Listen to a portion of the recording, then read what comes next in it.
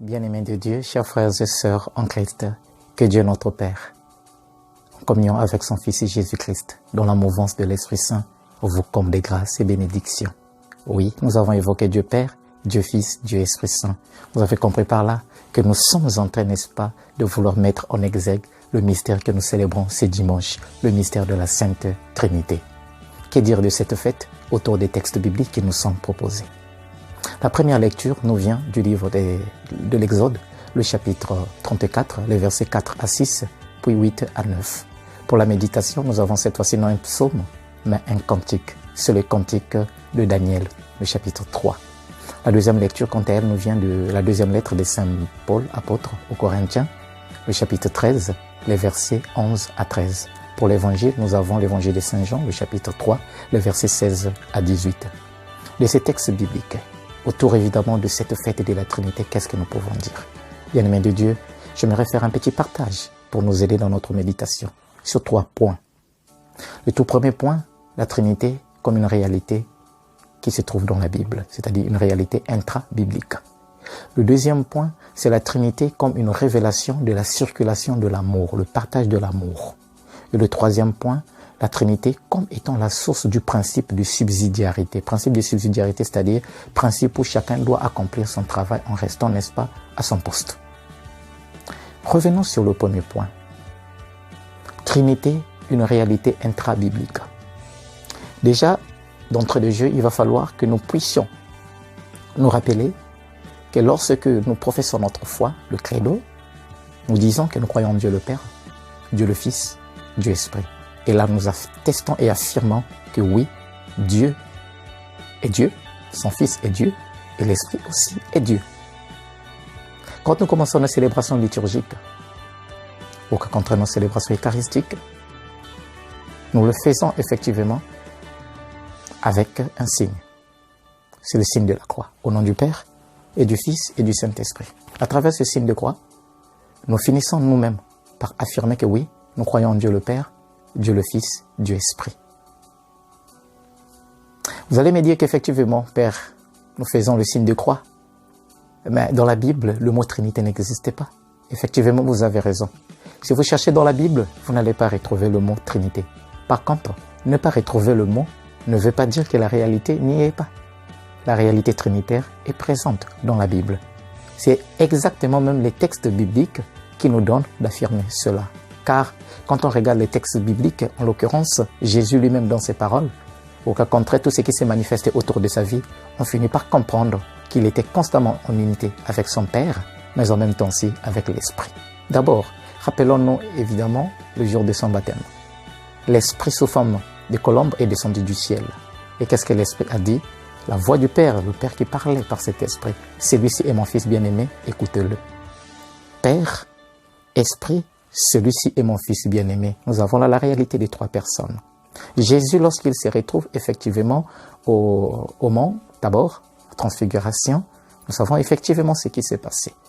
Le Père parle en disant, ou la voix s'est fait entendre, celui-ci est mon Fils bien-aimé. Le Père confirme son Fils. Donc on reconnaît bien qu'il y a la présence du Père, la présence du Fils, la présence de l'Esprit Saint.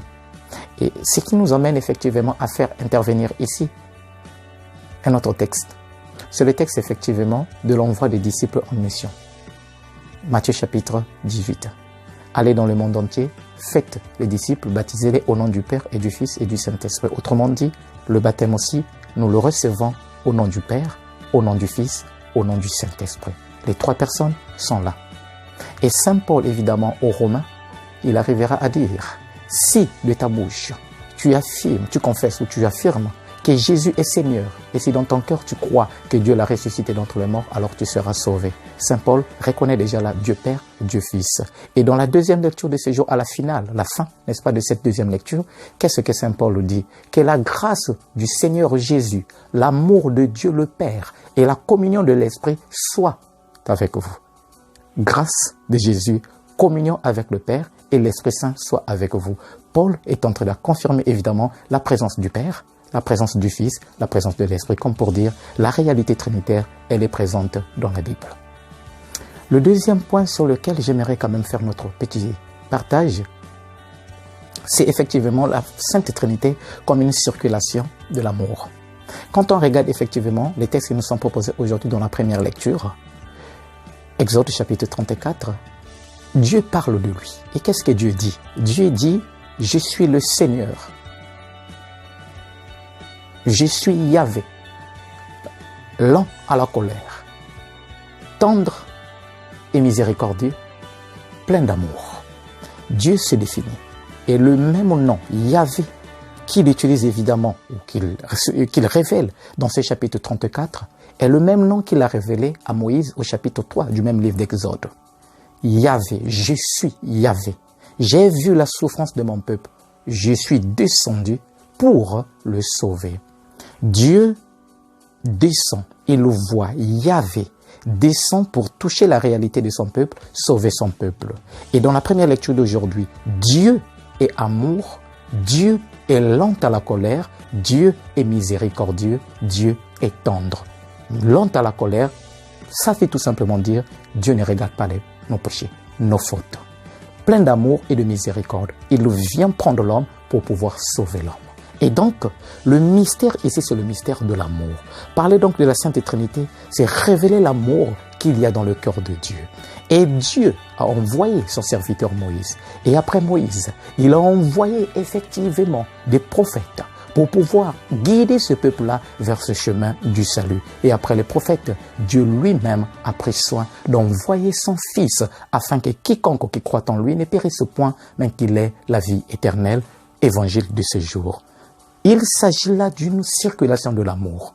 Dieu passe évidemment par ses serviteurs pour communiquer l'amour. Et à la fin, il passe par son propre Fils. Et Jésus, lui, avant de s'en aller vers son Père, il promet à ses disciples, vous allez recevoir une force et vous serez mes témoins. Et d'ailleurs, dans Jean chapitre 16, il dira quoi?